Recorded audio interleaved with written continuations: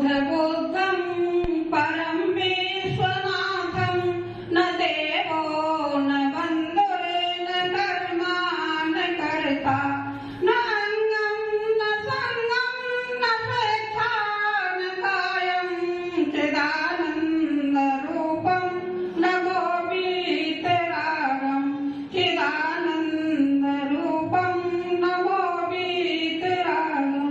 बोलिए अनंतानंद सिद्ध परमेश्वरी भगवान की, बोलिए आदिनाथ भगवान की, बोलिए महावीर भगवान की, परम पूज्य आचार्य श्री विमल सागर जी महाराज की, परम पूज्य आचार्य श्री सम्मत सागर जी महाराज की, परम पूज्य आचार्य श्री योगेंद्र सागर महाराज की, परम पूज्य आचार्य नव दीक्षा गुरु श्री सुंदर सागर जी महाराज की, 3 कम 9 करोड़ मुन राजों की, समस्त आलिका संगत की जय हो।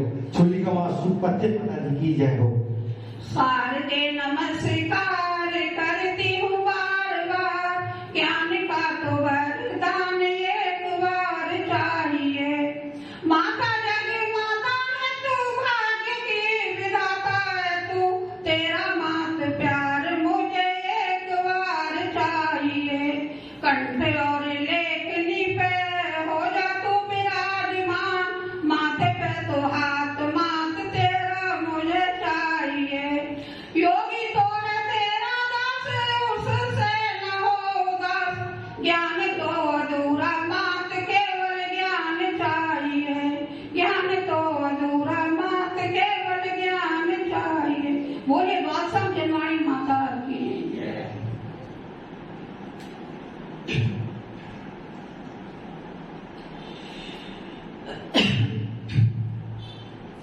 संसार में जीव अनंत हैं और सभी सुख चाहते हैं, दुख को कोई नहीं चाहता, लेकिन सुख के काम नहीं करते।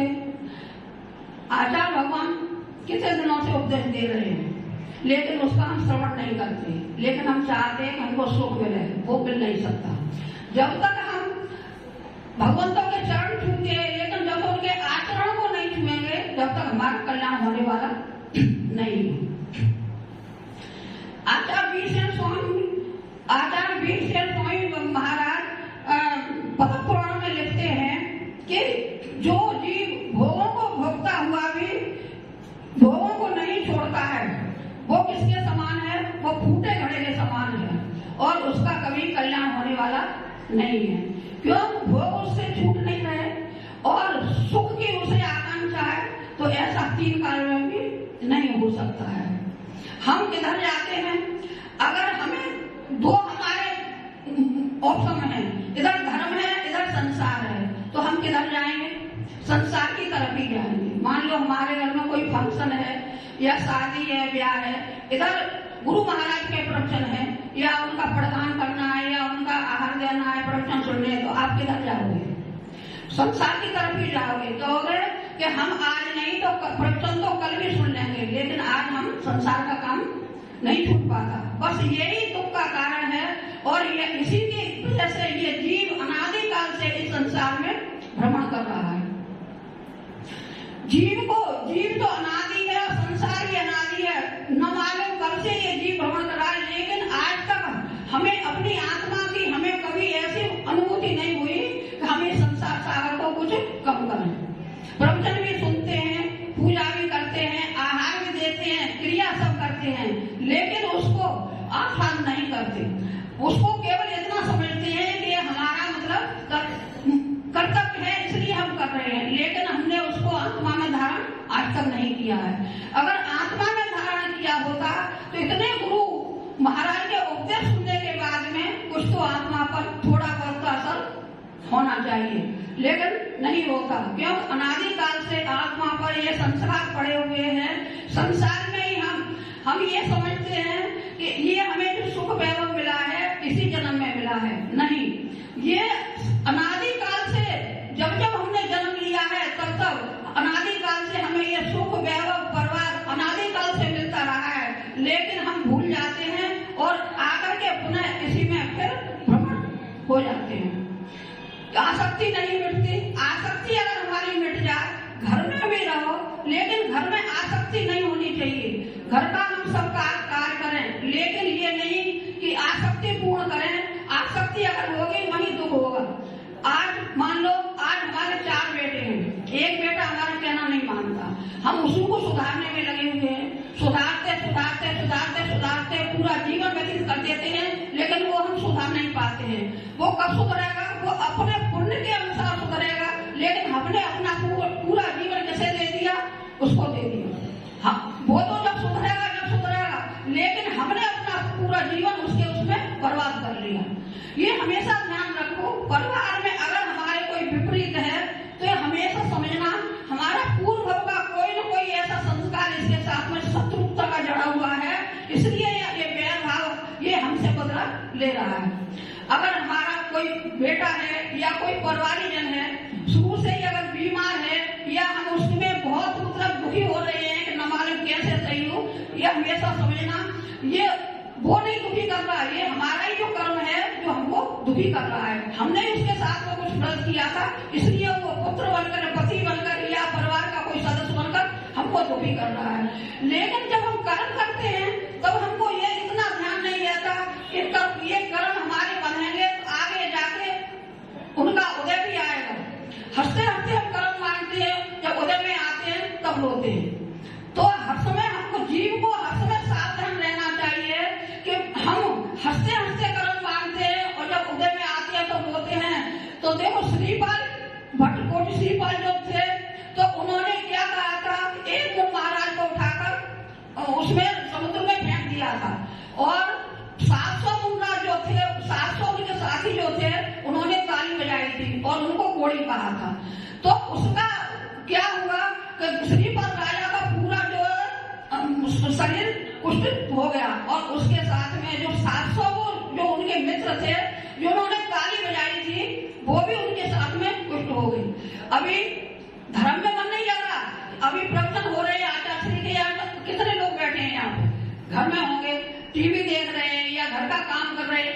अरे भैया ये गंगा कितने दिनों के लिए आई है तुम्हारे यहाँ? कुछ दिनों के लिए आई है, हमेशा के लिए तो आई नहीं है। तो हम पाप हर क्षण कमा रहे हैं लेकिन हम पुण्य की तरफ ध्यान नहीं देते हैं। तो वो ताली बजाने का जो था तो 700 जो उनके मित्र थे उनको भी कोड़ हुआ। तो हम हंसी हंसी में न मालूम कितने कर्म बांध लेते हैं, लेकिन हमको पता ही नहीं चलता कि मतलब कि हम ये कर्म आगे हमारे कैसे उदय में आएंगे। तो इसी प्रकार एक बार जो है एक संपन्न परिवार था, एक संपन्न परिवार था तो जो पिछले भाव का पुण्य था वो ही तो खा रहे थे, आगे धर्म उनका कुछ भी नहीं था। वो ही मतलब शौक मौज और उसमें उनका पैसा सारा जा रहा था, धर्म से विपरीत थे। जब धर्म से विपरीत थे, बच्चे बड़े हो गए, बच्चों की शादी हुई। जब बच्चे की शादी हुई बहू घर में आ गई। बहू घर में आई, बहू संस्कार थी, जैन परिवार की मतलब थी, मुनियों को दान दिया था उसने, मतलब अच्छे जैन संस्कार थी। जब वो घर में आ गई तो जब घर में आई तो बोली ओहो ये ऐसा घर मुझे मिला तो इसमें धर्म का तो नाम मात्र भी अंश नहीं है इसमें। अब इसमें किस तरह से गुजारा होगा? जैसे तैसे उसने अपने को समझाया और समझाने के बाद में सासू माँ से कहा, सासू माँ ये जीवन हमेशा के लिए नहीं मिला है, हमें कुछ दिनों के लिए मिला है, इसलिए हमें इसको व्यर्थ नहीं गंवाना चाहिए। कुछ हमें इसमें धर्म कर्म ऐसा पूजा संस्कार करना चाहिए इसलिए हमें आगे के लिए कुछ हमें मिले। तो सासू माँ को कुछ समझ में आ गया। तो बहू ने कहा उसी समय नगर में महाराज जी का आगमन हुआ तो बहू बोली क्या माँ मैं चौका लगाना चाहती हूँ, आप मेरा सहयोग दोगी क्या? तो सास बोली तू जैसा चाहे वैसा कर। तो बहू ने चौका लगाया, महाराज जी का पड़ग्रहण किया और आहार कराया। महाराज जी जब जाने लगे तो बहू बोली महाराज जी इतने सवेरे सवेरे कैसे? उसका प्रश्न था महाराज जी से, महाराज जी इतने सवेरे सवेरे कैसे? तो महाराज जी ने बोला बहू कुछ संस्कार की लगती है। तो महाराज जी ने जवाब दिया अरे इस जीवन का कोई भरोसा नहीं है। तो फिर वो बोले कि अच्छा ये बताओ बेटी कि तुम्हारी उम्र कितनी है? कि मेरी तो उम्र अभी मतलब 10-20 साल की चली हुई उतनी हुई है। और तुम्हारी सासू माँ की उम्र कितनी है? कि वो तो अभी मतलब 6 महीने की उम्र है। ससुर जी की कितनी उम्र है तुम्हारे की कि अभी वो तो पैदा ही नहीं हुए हैं। और तुम्हारे पति की उम्र क्या है कि मेरे पति की अभी तो वो गर्भ में ही है, उनका अभी जन्म नहीं हुआ है। तो और उन्होंने कहा, बहू ने कहा, नहीं महाराज जी ने कहा, ये बताओ बेटा तुम बासी खा रहे हो या ताजी खा रहे हो? तो उसने कहा, बहू ने कहा, अभी तो महाराज जी हम बासी ही खा रहे हैं, ताजी का तो अंश नाम मात्र भी हमारे घर में कोई भी वो नहीं है। तो अब ससुर जो थे तो वो बहुत अंदर से नाराज हुए, सामने तो कुछ नहीं कह पाए। बोले देखो इस बहू को हम कितने अच्छे से रखते हैं और आंखों पे रखते हैं, फिर भी ये घर की महाराज जी के सामने, घर की इतनी समाज के सामने घर की इतनी बुराई कर रही है। तो वो बहुत आग बबूला हो गए। जब महाराज जी चले गए आहार करके तो फिर वो नाराज हुए कि तूने बहू आज ऐसा क्यों कहा, कि इसका हमें पहले बात बता, उसके बाद में कुछ दूसरा काम होगा। तो बहू बोली कि बाबा जी इसका उत्तर तो महाराज जी ही दे सकते हैं, इसका उत्तर मैं नहीं आपको दे सकती, इसका समाधान महाराज जी ही करेंगे। तो अच्छा चल और काम बाद में होंगे, महाराज जी के पास चलते हैं। तो महाराज जी बैठे हुए थे। तो महाराज जी से पूछा कि जो हमारी बहू के साथ आपकी वार्तालाप हुई महाराज जी, उसका हमको प्रश्न उत्तर चाहिए। तो महाराज जी ने कहा, बोलो क्या प्रश्न है? कि बहू ने पहला प्रश्न किया था कि आप इतने सवेरे सवेरे कैसे? तो उसका उत्तर ये है कि जीवन का कोई भरोसा नहीं है, न वो उम्र देखता है न कुछ देखता है, जितनी आयु होती है आयु के हिसाब ये जीव चला जाता है। इसलिए समय पाके अच्छे जीव, समझदार मनुष्य जीव वही हैं जो अपना कल्याण कर लेते हैं। दूसरा प्रश्न था कि सासू माँ का जन्म हुआ या नहीं हुआ? तो उसका प्रश्न ये था, बहू ने यह कहा था अभी तो पालने में झूल रही है, 6 महीने की है। तो उसका प्रश्न आ रहा था अभी अभी उनकी धर्म की शुरुआत हुई है और इससे पहले उनको धर्म का कोई भी उनको मालूम नहीं था, इसलिए ऐसा प्रश्न था। अच्छा तीसरा प्रश्न था कि ससुर जी की अभी जन्म ही नहीं हुआ है, तुम तो धर्म से बिल्कुल विमुख हो, तुम्हें धर्म का भान ही नहीं है कि हम संसार में क्यों आए हैं, हम किस लिए आए हैं, हमें क्या करना है।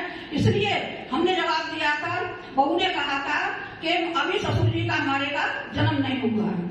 अच्छा पति का जब आया था तो उन्होंने कहा वो तो अभी गर्भ में ही है, अभी उन लोगों को यही नहीं पता है कि धर्म क्या चीज होती है और क्या होता है, इसलिए उसने कहा था अभी तो वो गर्भ में ही है। और जब हमने पूछा था बासी बेटी बासा खाती हो या ताजा, तो इसका मतलब ये है कि जो तुमने पिछले जन्म में जो पुण्य किया है उसी का जो है वो अभी चल रहा है। इस जन्म में हमने अभी कोई ऐसा धर्म का काम नहीं किया जो अगले जन्म में मतलब हम उसका भोग सके। तो जब इतनी बात सुनी तो वो ससुर जी थे नॉर्मल हो गए और गुरु के चरणों में मतलब समर्पित हो गए। तो देखो ये कहते एक जीव अगर परिवार में संस्कार आ जाता है तो वो पूरे परिवार को लेकर संस्कार कर देता है, और एक जीव अगर घर में खराब होता है तो पूरे घर को लेकर डूब जाता है। तो बहू के संस्कार होने से पूरा परिवार जो है जैन उसमें मतलब उनकी श्रद्धा हो गई और उन्होंने गुरु के चरणों में जाकर के जो भी नियम व्रत संयम जो भी कुछ लिया होगा वो उन्होंने लिया और घर वापस आ गए। अब तो क्या था, अब चलने लगा वही स्वयं मंदिर जाना, क्रियाकर्म करना, अपना पूजा पाठ करना, अब उनका मोह धर्म की तरफ हो गया। तो मेरा कहने का मतलब ये है कि हम संसार में कितने ही रहे, लेकिन हमें 5 मिनट हमें इतनी याद आनी चाहिए, अपनी आत्मा की इतनी याद आनी चाहिए कि ये आत्मा जो है अनादि से है, ये हमने पर्याय धारण किया, न मालूम कितने पर्याय हमने धारण किए हैं, लेकिन हम क्या समझते हैं कि ये शरीर हमें हमेशा के लिए मिला है, हमेशा के लिए नहीं मिला। ये जब आयु तुम्हारी पूर्ण हो जाएगी तो ये शरीर अपने आप छूट जाएगा, अपने आप छूट जाएगा। साधु संत तो ऐसा छोड़ देते हैं, वो छूटता नहीं है। वो तो आचार्य के रोज प्रवचन चल रहे हैं कि समाधि ग्रहण करके संलेखना करके वो तो मृत्यु को मतलब बुलाते हैं, खुद बुलाते हैं और इस शरीर को छोड़ देते हैं। तो संसारी जनों का मतलब ये है कि तुम कितने भी संसार में फंसे रहो, अपने सारे काम करो, सब कोई मना नहीं है। घर में रह के भी ये नहीं कहते कि तुम घर छोड़ के आ जाओ, कि तुम महाराज में रह के छोटे छोटे नियम संयम और कुछ ऐसे, ये तुम्हारा नियम होना चाहिए कि जब भी नगर में गुरु आएंगे तो हम छोटा नियम उनसे लेंगे। तो नियम जब तुम ले लोगे तो उसमें बंध जाओगे, जब बंध जाओगे तो उसका मतलब पुण्य बनेगा तो तुम आगे और तुम्हारी विशुद्धि बढ़ेगी। अब तुम खड़े हो, एक कदम बढ़ाना ही नहीं चाहते तो आगे विशुद्धि कैसे बढ़ेगी तुम्हारी? आचार्य भगवान 10 दिन तो हो गए इसमें इस कॉलोनी में आए होंगे, तो 10 दिन से प्रवचन लगातार चल रहे हैं, लेकिन किसी जीव के ये भाव नहीं होते कि हम रात्रि भोजन का त्याग करेंगे या हम मतलब देव दर्शन करके ही हम अन्न जल ग्रहण करेंगे या पानी छान करके ही पिएंगे या हम मतलब दावत वगैरह छोड़ देंगे। अरे बहुत नियम है श्रावक की, कुछ न कुछ नियम तो पालन करो, और नियम पालन करोगे तो हमेशा ऊंची गति में जाओगे, और नहीं नियम पालन करोगे तो यही संसार भ्रमण करते रहोगे। संसार में भ्रमण करने का कारण ये है कि हमने धर्म को कभी समझा नहीं है, और धर्म को न समझने के कारण से हमारी ये दुर्गति हो रही है। अच्छा ये बताओ, परिवार में अब ये कहते हैं कि परिवार में कोई दुख था इसलिए माता जी महाराज जी बन गई, सुनने में ऐसा आता है, कोई न कोई परेशानी हो गई इसलिए साधुओं के संग में चली गई। तो ये बताओ कौन सा ऐसा परिवार है जिस परिवार में रोज कोई न कोई मतलब कलेश या झगड़ा या कुछ नहीं होता हो? होता ही नहीं होता है, पता होता कि नहीं होता? तो ऐसे कौन से जीव, कितने जीव में आने के लिए तैयार है? जब रामचंद्र जी वनवास से वापस आए थे, तो जो धोबी ने और सीता मैया को वो लगा दिया था कि भाई इतने दिन वो वहां रह के आई है, और फिर रामचंद्र जी ने उनको रख लिया। तो रामचंद्र जी ने कहा कि जब तुम अग्नि परीक्षा दोगे जब भी मैं तुमको घर में रख सकता हूँ, अन्यथा नहीं रख सकता हूँ। तो सीता ने कहा ठीक है, मैं अग्नि परीक्षा देने के लिए तैयार हूँ। जब अग्नि परीक्षा हो गई सीता जी की, अग्नि परीक्षा के बाद में रामचंद्र जी बोले हे प्रिय, तुम्हारे लिए सिंहासन खाली पड़ा है। तो सीता जी ने क्या जवाब दिया आप सबको मालूम होगा। सीता जी ने कहा कि मैंने 4 वक्त का टाइम निकाल दिया, मुझे जब दीक्षा धारण कर लेनी थी। ये संसार असार है, इसमें कोई साथ नहीं है, कोई किसी का नहीं है, सब मतलब के साथी हैं, और मतलब होता है तो मतलब विश्वास रखते हैं। पहला जब पिता ने जब स्वयं में बचा था मेरा, उसी समय मुझे दीक्षा ले लेनी चाहिए थी। दूसरा जब राम वन को गए, उसी समय मुझे दीक्षा लेनी चाहिए थी। तीसरा जब रावण मुझे हरण करके ले गया, जब भी मुझे दीक्षा लेनी चाहिए थी। लेकिन अब की बात नहीं, ऐसा नहीं होगा। और सीता ने जाकर पृथ्वी मंत्री माता जी के पास में जाकर के दीक्षा ले ली, उन्होंने अपना कल्याण कर लिया। तो देखो, कभी मन में ऐसा विचार किया करो, कभी एकांत में बैठ करके ऐसा विचार किया करो कि हमने ये जन्म लिया है, क्यों लिया है, किस कारण से आए हैं। और परिवार में इतनी कलेश हो जाती है, कभी तो मन को समझाया करो कि देखो ये हम इतने दिनों से अनादिकाल से यूं ही भटक रहे हैं, और इसी तरीके से कलेश हो जाती है, फिर शांत हो जाते हैं। अरे कभी मन को वैराग्य में बनाया करो कि इस संसार में जब तक हम रहेंगे तब तक इसी तरह से होता रहेगा। और वैराग्य में अगर आ जाओगे तो देखो यहाँ आ जाओ तो यहाँ पे कोई परेशानी नहीं है। कोई परेशानी? अच्छा बताओ तुम, यहाँ है कोई परेशानी? आराम से आप लोग आहार लेते हो, हम आहार लेते हैं। पूरे दिन आचार्य के संग में स्वाध्याय और प्रतिक्रमण, पूरा दिन सुबह 4 बजे से लेकर रात को 9 बजे तक समझ लो होता रहता है, या क्या परेशान? फिर भी आपको डर लगता है नियम संयम व्रत लेने से कि मतलब हम नियम संयम व्रत ले लेंगे तो कैसे मतलब हमारा होगा। अब किसी को हम कहते हैं भैया कुछ नहीं, तुम रात्रि भोजन का त्याग कर दो।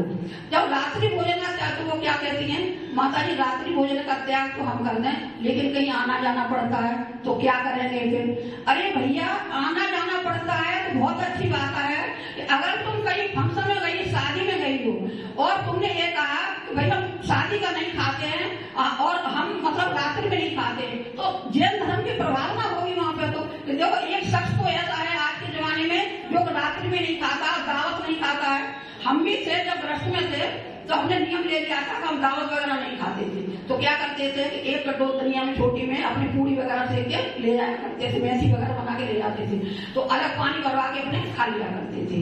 तो कम से कम इतना तो देखो, नियम वो लो जो अपने शरीर से सद जान, नियम वो मत लो जो दूसरे परेशान हो परिवार के परेशान हो जाओ, वो नहीं है मतलब। अब हमें अपनी इंद्रियों पर काबू करना है। खाने का अभी हम क्यों कहें कि दावत छोड़ दो, तुम बफर दावत होती है उसको तुम छोड़ दो, तो तुम छोड़ने को तैयार हो? कोई बता, इतने जनों में कोई हो तैयार छोड़ने के लिए? अगर हो तो हाथ उठाओ। आप पहले से या छोड़ रही हो? तो पहले से नहीं, अब त्याग करो, अब करो त्याग। अभी कौन छोड़ने को तैयार है? अब ये क्या है कि अब तुम बफर को छोड़ने को तैयार नहीं, नहीं क्या है? तुम्हारी लोलुपता, इंद्रियों की लोलुपता, इसलिए हम नहीं छोड़ पा रहे हैं। अरे इंद्रियों को अपने को कंट्रोल करना है, किसी दूसरे को नहीं करना है। हम इंद्रिय संयम नहीं हम पालन कर पा रहे हैं, तो जभी तो हम नहीं छोड़ पा रहे हैं। और बफर में आता महाराज प्रवचन सुनाते हैं, बफर में कैसे कैसे खाना बनता है, क्या करता है, वह कौन बनाने आता है। नीचे खुल के जो मतलब होते हैं, जूता चप्पल पहन के बना रहे हैं, सब काम कर रहे हैं, और फिर भी बड़े चाव से वहां पर खाते। चलो छोटी छोटी उम्र की बहुएं अगर नहीं छोड़ सका कोई बात नहीं, इतनी उम्र के बड़े लोग उन्होंने तो बहुत खाया पिया सब कुछ किया, वो तो छोड़ सकते हैं, लेकिन लोलुपता नहीं छोड़ने देती। बस यही कारण दुख का कारण है संसार का, और संसार में फंसने का कोई भी कारण नहीं। अच्छा, रात्रि भोजन का किस किस का त्याग है? सबका चार प्रकार के आहार का त्याग है। केवल अन्न का, केवल अन्न का चार प्रकार के आहार का आपका त्याग है। अच्छा, एक हाथ है, चारों दो हाथ है इधर। रात्रि भोजन का त्याग है आपका कभी किसी का? चारों प्रकार के आहार का त्याग है किसी का? नहीं है। अब बताओ, इतनी उम्र हो गई, अभी तक चारों प्रकार के आहार का त्याग नहीं है, अन्न का भी त्याग नहीं है, तो बताओ अब कहाँ जाओगे? जैन किसे कहते हैं? जैन की क्या परिभाषा? अच्छा बताओ, जैन की परिभाषा क्या है? जैन की परिभाषा कह रही है, अब हम लोगों को आचार भवन को नियम देने पड़ते हैं आहार में। रात्रि भोजन का त्याग है क्या? ये तो हमारा संस्कार गुण है हमारा, ये तो जैनियों का तीन नियम बताए जैनियों के, देव दर्शन करके हम भोजन करना, रात्रि भोजन नहीं करना, और पानी शामी पीना। अच्छा, तीनों कौन कौन पालन करता है बताओ? किसी का नियम है? नहीं है, किसी का नियम नहीं है। अब बता,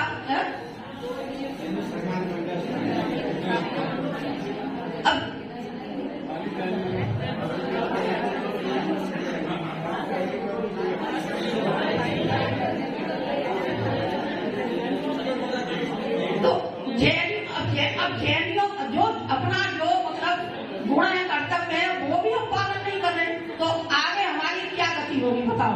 क्या गति होगी? कुछ नहीं हो सकता।